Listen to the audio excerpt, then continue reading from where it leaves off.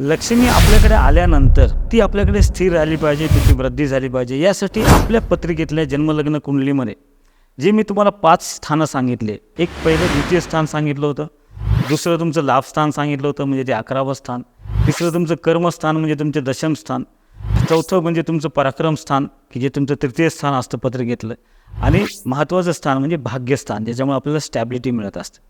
ते स्थिर कोणाकडे राहते की ज्या व्यक्तीच्या लाभस्थानाचा स्वामी म्हणजे 11व्या स्थानाचा स्वामी जो तो द्वितीय स्थानाशी काही संबंध निर्माण करत असेल तर अशा व्यक्तीच्या जीवनामध्ये लक्ष्मी स्थिर राहते, लक्ष्मी आलेली ती टिकून राहते, त्यांच्यामध्ये वृद्धी पण होते आणि ती योग्य नियोजन होऊन त्याच्यातून वेगवेगळ्या प्रकारचं आपण उत्पन्न पण निर्माण करू शकतो आणि वेगवेगळ्या प्रकारे जे आपण फायदे पण करून घेऊ शकतो. पूर्ण एपिसोड डॉक्टर विजय चाटोरीकर या यूट्यूब चॅनलवर उपलब्ध.